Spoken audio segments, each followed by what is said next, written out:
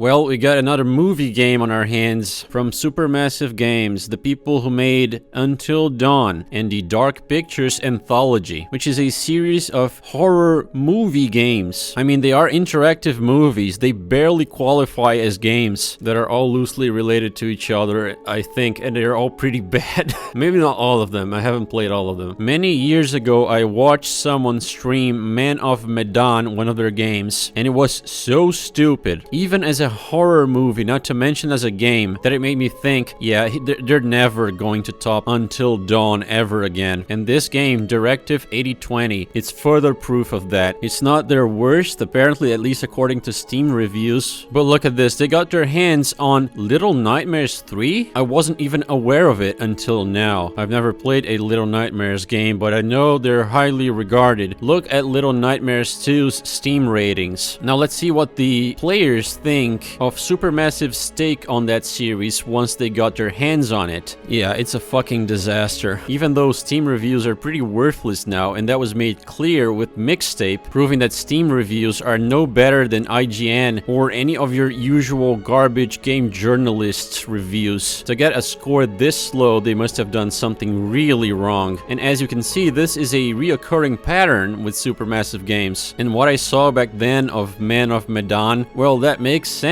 because that movie game had all the most stale of tropes in horror that you can imagine. It stank. Not even the normie streamer I watched who played it was having a good time back then. But it seems things have now become even worse with Directive 8020. As you would expect from that studio, it's not a game, it's an interactive experience. In other words, it's a movie with some walking simulator segments sprinkled in between cutscenes, and some choices that affect some outcomes and can get you different endings. Although in this game, the variety in endings is abysmal, but this is gonna feel more like a movie review, obviously. Even though I'll go over the gameplay first as usual, you can imagine that chapter's not gonna be long, but I'll say this up front. I would have much preferred if this was simply a movie instead. But you know how it goes. It's much easier to get into movie making through video games. Kojima would know that very well. There's a shit ton of money to be scammed out of the cattle's hands that would prove more difficult and inaccessible to get through actual movie making, because Hollywood, that's only for a very selective cabal. And there's no money to be made in independent movie making, so again, it's much easier to scam money out of these stupid normie gamers' hands because they know how low their standards are. So let's see what sort of experience this interactive movie provides. Now, I know this is a movie game. I know gameplay is not what it's going for primarily, as retarded as that sounds. After all, they call themselves Supermassive Games, not Supermassive Movies or Supermassive Interactive Experiences. But it's not beyond movie games to have actual enjoyable gameplay once you get to it. So, the gameplay of this movie is basically walking. Well, no, you can also run, actually. Amazing. 10 out of 10. What else can you do? You can crawl inside vents, and you'll be doing this a lot in this movie. Start crawling on the floor and making some noise. That would be so beautiful. Because walking or running upright is not exciting enough. You need to crouch and do it very slowly. That's how you make good gameplay. Learn. Take notes and learn. You can press your analog stick to the left or right in cutscenes when it prompts you with a choice, and then you choose it. What else? Well, you can vault over some objects. So there's one more mind-blowing movement tech for you. And what about the combat? Do you fight in this horror movie? Yes, you do, in cutscenes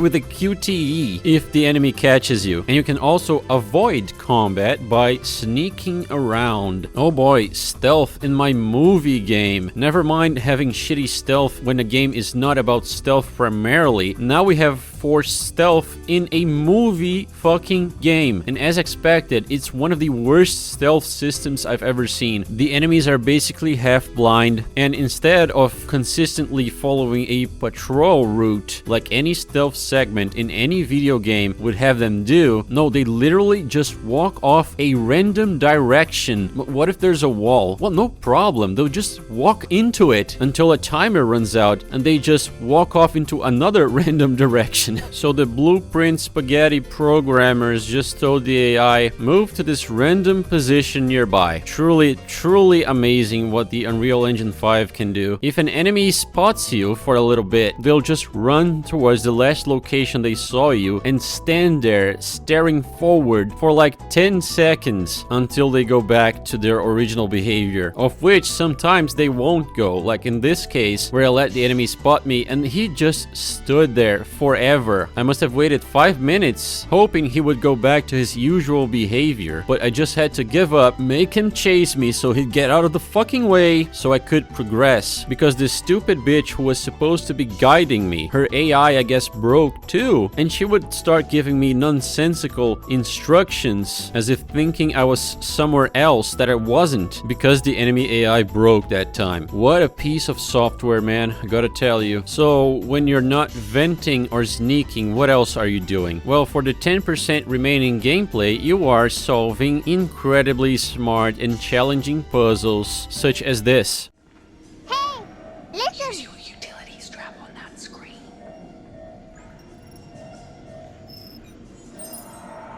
Warning, security breach.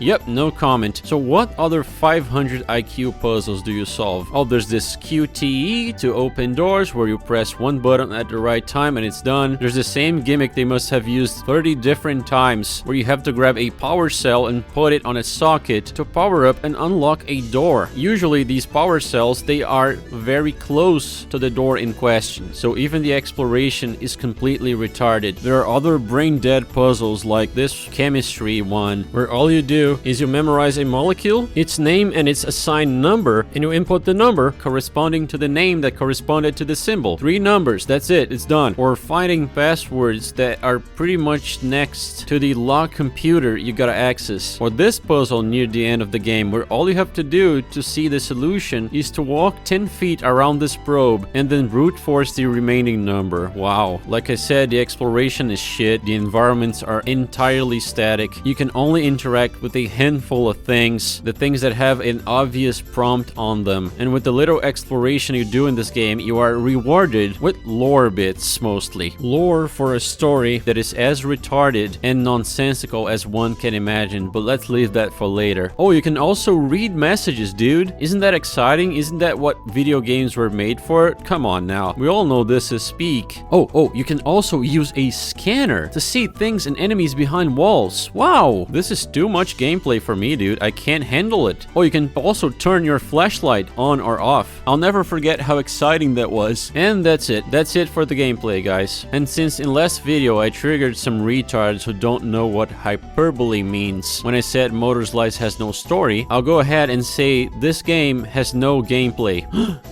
Did I just contradict myself? Hopefully this video will have viewers who finished elementary school and know what a figure of speech is. But anyway, what about the meat of this movie, the story? Obviously, spoilers ahead as usual, but this is a movie game. This is going to be most of the video. The story of this game is entirely retarded and convoluted, the latter for no good reason. But first, let's take a look at our crew. Who are the cream of the crop chosen for the space mission to save mankind, allegedly? As the commander, we have Tyrese, our brother of color, because as we know, when they're not committing black activities, they're studying, they are scholars in secret. Astrophysics, engineering, robotics. It's always them brothers and shit at the top. In fact, you could even say they was kangs in the past. How about the pilot? Well, it's this guy, who I'm sure would be a very capable man if he didn't have an extra chromosome. But yeah, that's still better than the co-pilot though. The co-pilot, one of the most important positions. Shaniqua Young is her name, and these two, they are such good pilots that they land on the planet perfectly, like this.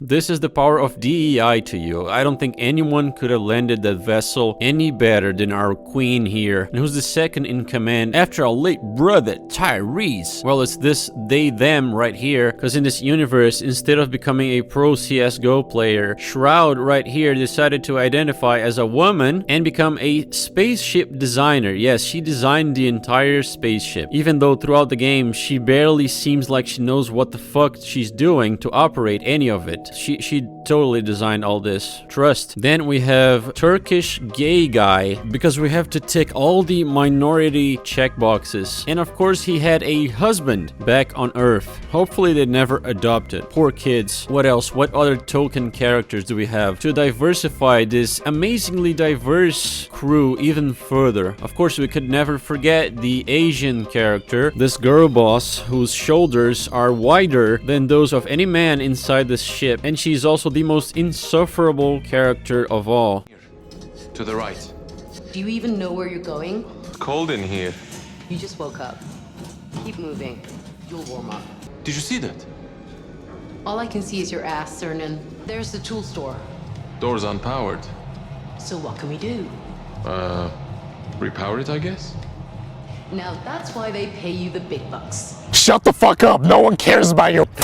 Know your fucking place, trash. She's such a strong and independent female that she likes to get back at men who approach her by poisoning them afterwards. Yes, so very hecking stunning and brave and wholesome. Reddit's favorite character right here. Then we have another ugly woman, because this game needs to have the most dysgenic people ever. Women with short hair who look like men, because long hair is too feminine for the DEI money that was dumped to make this piece of shit. And we have Kang number 2, Tyrone, the CEO of the company that created this entire program to begin with. They got the first fent addict they saw on the streets of San Francisco and made him CEO of the company, and the results, well, we'll see. But he likes to shoot some b-balls, man, shit, as per usual, with woke games reinforcing the stereotypes they claim they hate with no self-awareness whatsoever. It was the same in Reloaded, and they're doing it again here, although briefly. Then the last two characters are a Canadian, a white guy that looks normal. He doesn't look retarded, he's not gay, he's not trans, so of course he's the first one to die. Or rather, the first one that the game kills, because the player can kill the last character, this Indian woman, who gets blasted off into space, and unless the player wants to let her die intentionally, she survives. So the game, the developers kill the Canadian guy first, and then this Indian woman is the second one. The game doesn't allow you to save her either. So although this game has some choices which impact the ending, most of them are not real. They are illusions of choice. And if the diverse crew was not enough, then you have shit like this sprinkled throughout the game. Hecking patriarchy, dude. Whining about the imaginary patriarchy we are still. Shroud here also says the fucking line. She says the line, look. How can you be so sure? Because I trust the science. So yeah, she was groomed by the good doctor, you know? So yeah, Shroud here got brainwashed by him. This movie could never pass up the opportunity to shit on religion. Of course, leaving that role to the insufferable Asian chick who looks like she's wearing a skin mask. I've seen enough pointless deaths to know there's nobody out there looking out for any of us. But I believe there are forces out there that we'll never understand. If there is a supreme being out there in the ether, it can kiss my mortal ass. Oh, now I get it. She's a moron. So yeah, they got most of the checkboxes ticked in this god-awful dog shit of a movie game, between quotes. So what is this hecking wholesome and super diverse crew doing out in space? Well, they're part of a mission to save mankind. From what? I don't know. The game heavily implies that it's the hecking global warming and everything every hippie leftist from the last 5 decades loves to whine about, despite not knowing anything about the world or how human beings are. So yeah, the Earth is dying because of shit that they brainwash you in school with. So we're sent on a mission to survey this planet, Tau Ceti F, which we're led to believe that is the new replacement Earth that will save mankind after the imaginary waves come crashing and wiping everything out, as was prophesied by the prophet Al Gore several decades ago. Our global warming messiah, the most accurate prophet in existence, I know. And this Tau Ceti F, take one look at it and tell me, does this planet look hospitable to you? Does it look like it has water, a friendly climate and landscape, and good air to breathe in? Does it look like that to you? Well, to me, it doesn't. And it looks like I don't need a cosmology, astrophysics PhD to know that, which is funny because these characters, they are the most capable, supposedly, individuals to ever do something like this, but they cannot tell that this purple, uniformly purple planet might not be hospitable, you know, to human life. But I don't have a PhD. I'm not an expert. You should trust the experts instead, okay? Like Shroud here does. So the movie is divided in 8 different episodes, but if you get the entire crew killed, you can cut the game short basically, so you don't have to see everything. If you get bored of the game, you can just kill everyone and get the best ending where everybody dies and you stop playing this garbage early and do something better with your life. But in the first episode, the game starts with the sleep crew, the Canadian and the Indian SAR. Everybody else is asleep and has been asleep for 4 years as the vessel's been making its way to the new planet. And when the game starts, we're really close to it. But something crashes into the vessel, creates this massive hole, and leaves this meat in its wake, which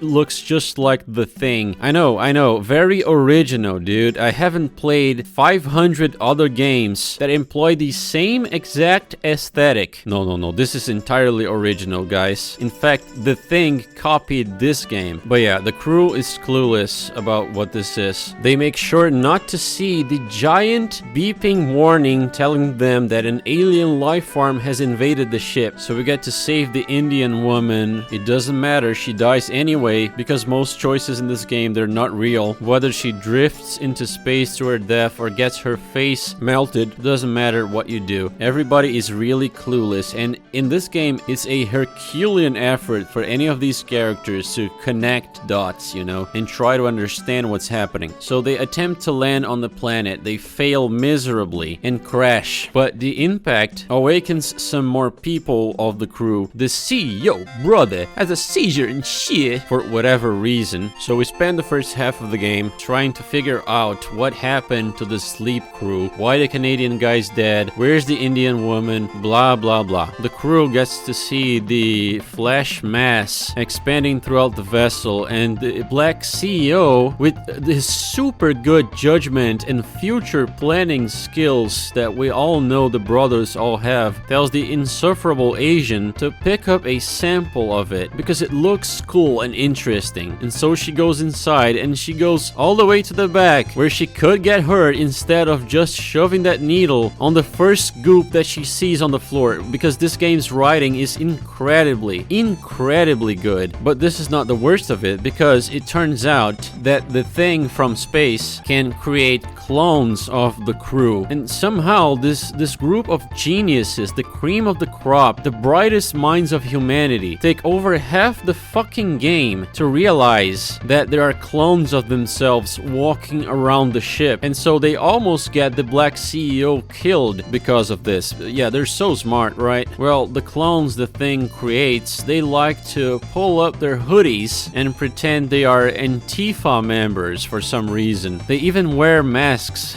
It's so stupid. There's no reason for them to do that, but they do it anyway. Another example of this game's stellar writing is that Shroud, for some reason, from the get-go, fears the Indian woman doppelganger, even though she doesn't know at this point about the alien organism or that it can create copies of the crew. So just to create some cringe suspense, they sacrifice the writing quality. And this is not the last time they'll do this, I assure you. They already did this with with the Asian chick putting herself in unnecessary danger for suspense, and they'll do it again. Tyrese dies. At least I got him killed. One less future doctor for us. Shaniqua and Mitchell crashed the ship for us. They finally realize that the Indian woman is dead. They realize the CEO has been holding information from them and they don't trust him anymore. And these two idiots here drug him, put him to sleep, except his alien clone is around. He locks the blonde bitch in the cryo chamber, makes a gas pipe blow up on Mitchell's face, and then we get to choose which one we save, the blonde idiot or Mitchell. So I chose Mitchell naturally, and then they observe as the CEO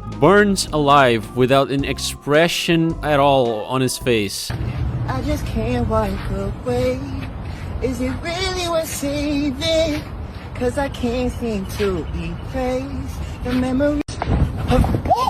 But somehow, this is still not enough for our crowd of geniuses here to suspect, maybe there are some fake doppelgangers walking around here. No, they have to find out that the CEO is asleep where they left him. They took over half the entire fucking story to realize this. Holy shit. This writing is horrendous. But this is a horror movie, right? Everybody needs to be as unlikable and dumb as possible in order for the plot to advance somehow. Some fucking how they still think the original Tyrone they drugged is also a clone. Jesus Christ, man. This writing, dude. They turn on him. They lock him up to scan him to be sure. Even though they found him asleep exactly where they left him. And the other one dying in the most bizarre way possible. The Asian Reddit atheist and Shroud epically fight their own clones. And look at this absolutely stellar choreography here, dude.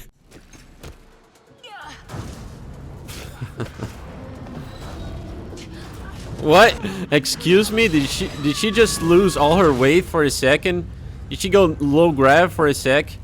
Then the Asian chick has a psychotic breakdown for some reason. She decides she doesn't trust anyone anymore, points her gun to the Kang CEO, and the game does something scummy here because it misleads you into believing that this guy is also a fake doppelganger, because when he knocks against the glass, look what happens. Like, he has super strength or something. So anyone think, oh, wow, a human can't do that. This must be an alien. But no, he just has super strength for some reason. His fists are like cannonballs. He is, in fact, the real person. Then the Asian bitch is still somehow having a fucking psychotic break. This is my way of calling what I'm seeing, by the way. She's just acting like this for no fucking reason because the writing makes no sense. Then the crew make their way to a scanner because the Asian bitch, she doesn't trust anyone anymore. She wants to make sure every single one of them is the original. Even the blonde chick she had in her arms after she was almost frozen to death, she still has some frostbite on her face. And even with this, the Asian C-word does not believe she's the real person. The most qualified crew in the world, by the way. And then Shroud is the last one to go through. And then the Shroud number 2 appears, so we have to decide which one of them is fake. I looked at their facial expressions and I noticed that this one's eyebrows were not matching the acting, so I decided to shoot that one, and yes, in fact, that was the alien. So yeah, now after this, nobody holds a grudge against the Asian chick being a fucking retard bitch. This is all forgotten, it doesn't matter. So the crew puts on their spacesuits, they go outside, because earlier they see that a drone made its way to their ship somehow. And don't forget this, because this is another retarded writing moment from this game. But anyway, they go out, they start following the drone because they believe they'll be able to send a signal to Earth using the drone's base station or something. They follow it around. The blonde retard woman gets separated because of a rock fall. We get to choose which way to pick here. I believe this one changes the ending a bit, but I don't think she dies either way. I actually found her, so she didn't stay on the planet. And some of these choices, the characters do die if you pick the wrong choice, but it's still mostly an illusion of choice. I believe the only thing that matters is whether any of the playable characters survive, no matter who, or if if everybody dies. They send a transmission to Earth, whether telling them, hey, we need help, come rescue us, or don't come for us, we're fucked, don't take the risk of getting this alien organism back to Earth. And this choice is also a fake choice. It doesn't matter what you pick here, because shortly after this, you are presented with the big plot twist of this game. Some of the most baffling, unnecessary shit I've ever seen in any horror media. It is completely unnecessary. It's only there for cheap shock value. So it turns out that this expedition is not the first one, no, far from it.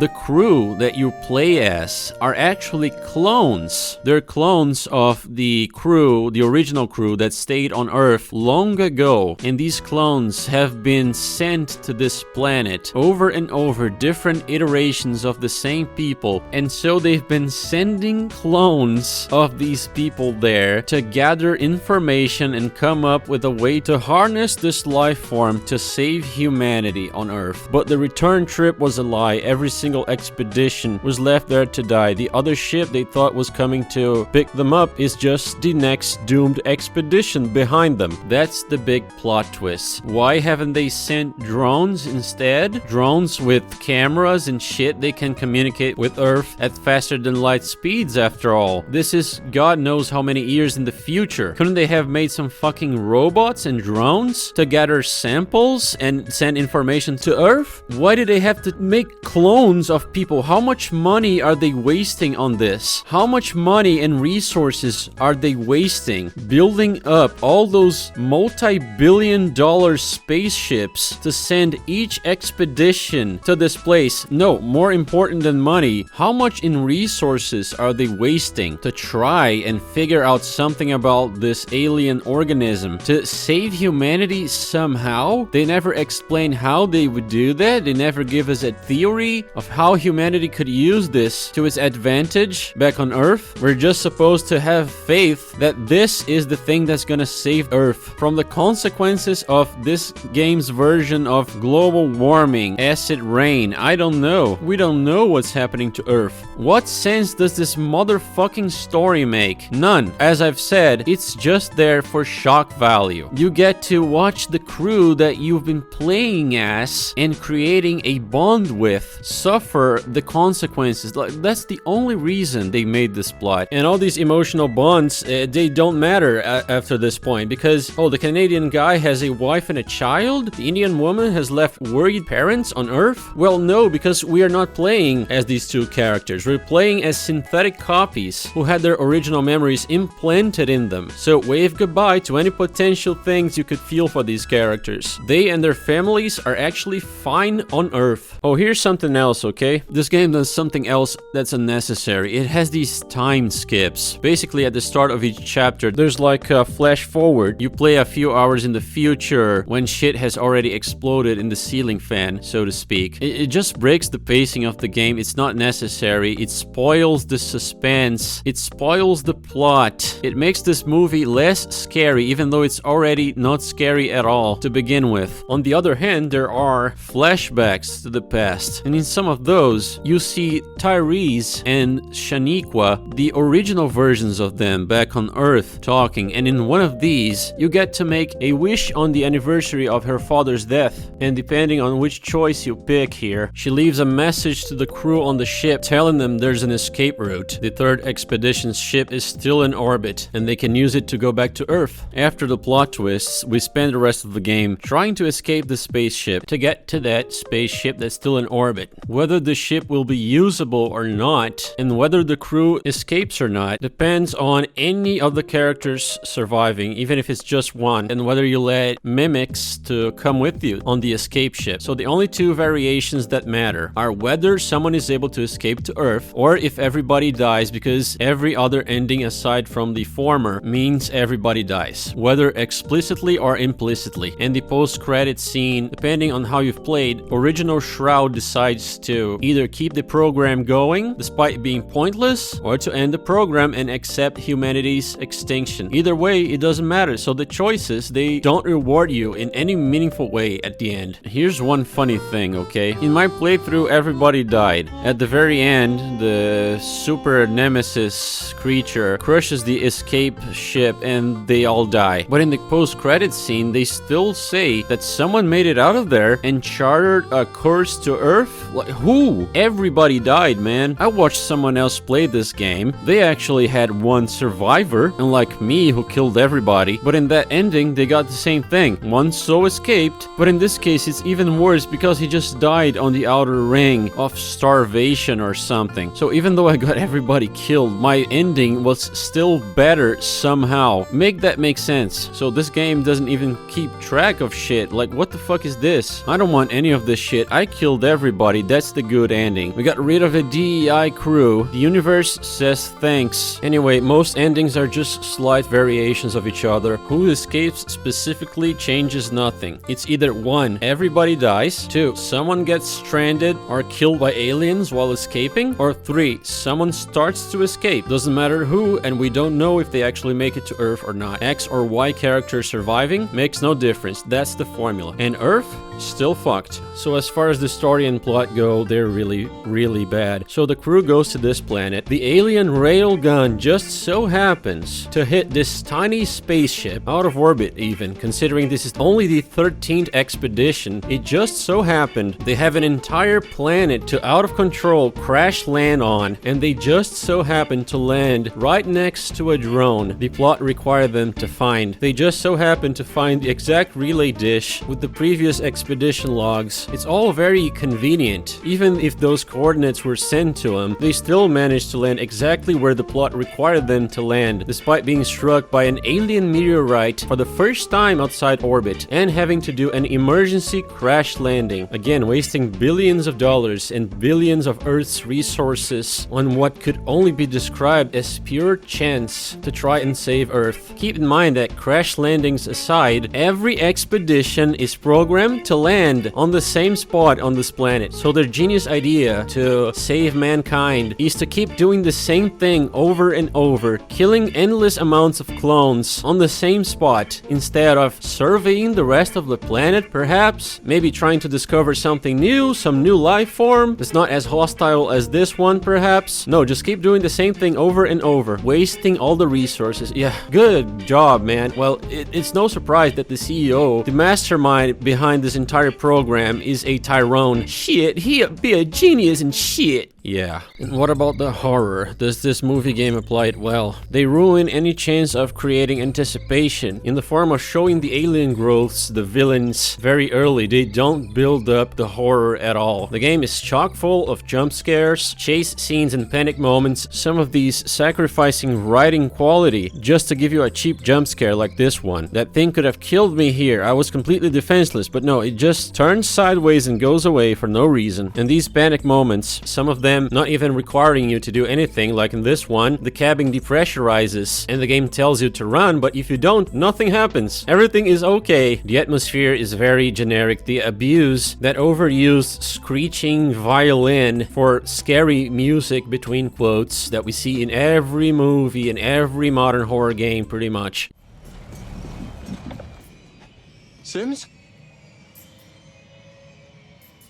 It's the same by-the-book Hollywood horror formula. Your scanner lets you see enemies from behind walls, so there's nothing to be afraid of at any point. And as far as a movie game goes, it's shit. There's no meme material like Heavy Rain had. It's all very stale and boring. If this were just a movie instead of a movie game, it would have been more tolerable. It wouldn't poison the well even further. After all, we already have enough movie games. I'm looking at you, Sony. So on top of being a shitty movie, this being a game, in theory, also helps gaming become even shittier. It's all so tiresome. And before I wrap it up, because there's not much else to be said, aside from these god-awful mini tank tops they wear when they sleep, which look disgustingly gay, here are some of the glitches that I experienced. This is a UE5 game. I think the only reason it didn't run as bad as usual is because I can only go up to high on graphics, not lit epic or cinematic. The ray tracing destroys performance and makes the game look even worse somehow. now, with shitty ass reflections everywhere that are blurry, grainy, and ghosty as fuck as per usual. Oh, and the game crashed my audio driver once, something that happened multiple times when I played Chronos The New Dawn, so it's good to know that the Pajits in Epic are doing absolutely nothing to fix their broken engine. One thing that's not a glitch but a feature is that when the scene changes, when there's a cut, you can see UE5 increasing the LOD of the models as they appear on screen. Pretty ugly to look at. Some animations have this happening. Very polished movie game, I know. When you're squeezing through squeeze spaces, your character's head sometimes will clip into the wall. Body parts disappear in cutscenes. Shroud gets the best glitches, man. Speaking of which, this was the best glitch in the game. Whoa, what the fuck? Did you see that? That was the scariest thing that happened in the entire game. Sometimes sounds don't play properly. Maintenance error. Improve. This movie game's sound design is dog shit. I got blocked by NPCs, they don't even make way for you. You have to scuttle around until they decide on pure chance to get out of the fucking way. The game will tell you sometimes that you've completed an objective when you haven't done so yet. Yeah, very polished product. Thank you, SAR. India #1, SAR. For being a simple movie game, this has a considerable amount of glitches. And the facial expressions, they look uncanny as shit. These characters, they already look ugly. But once again, UE5 developers don't know how to make facial expressions look human. Look, it's done now. We can deal with the consequences later. It's pretty clear those things were after Williams too, right, Anders? Some characters got it much worse than others in this regard. Okay then, what's the takeaway from this? What rating would I give this movie game? Well, as a game, I give it a 1 out of 10. There was just not enough walking forward and crawling forward. Not enough QTEs, not enough meaningless choices as well, so I can't give it a 2. I must give it a 1. And as a horror movie, well, rating a horror movie is interesting because if you go to IMDb, 99% of horror movies, they never reach an 8. If a horror movie is like a 6, then it could be pretty enjoyable. But if it's below a 6, then it's usually complete trash. That grading system they invented at IMDb doesn't leave much space. So in my metric, the average horror movie is a 6, and this one was pretty below average. I would say this movie is a 4 out of 10. It's not scary, it's not interesting. It has a cyclical plot with a forced plot twist that was never necessary in the first place. If the goal of the mission was just to go there and die, then they could have put a bunch of Indians on each expedition. It would have been much cheaper than cloning a bunch of just as unqualified people. So if the gameplay is a 1 out of 10 and the movie is a 4, but at the end of the day, it's a game, a movie game, but a game. It is marketed and described as such everywhere. The gameplay thus has more weight. So this movie game ends up being a 1.5 out of 10. One of the worst pieces of entertainment that I've ever had to suffer through in my life. It might be worse than Mixtape. It might not be. I don't know because I'm not planning on playing that garbage anyway. But this month was cursed, man. We got some pretty shitty games. Motorslop, the gooning and dating sim with an undercooked parkour minigame on the side. Then this. Subnautica 2 is not looking too hot right now, according to certain reviews at least. We got Mixtape Warm. We also got Season 2 of the god-awful Baljeet directed Devil May Cry TV show. Ugh. Can this month end already? Please! Well, yeah, a very underwhelming month in a very underwhelming year so far. I think I'll be playing and reviewing Luna Abyss, which comes out on the 21st, I think. And after that, I'll have to take a little break. I don't think it's gonna take long. I just need to reset up my computer and plug it up on the internet somewhere else. I'll try to keep up the pace, but that's it for this one. See you guys later.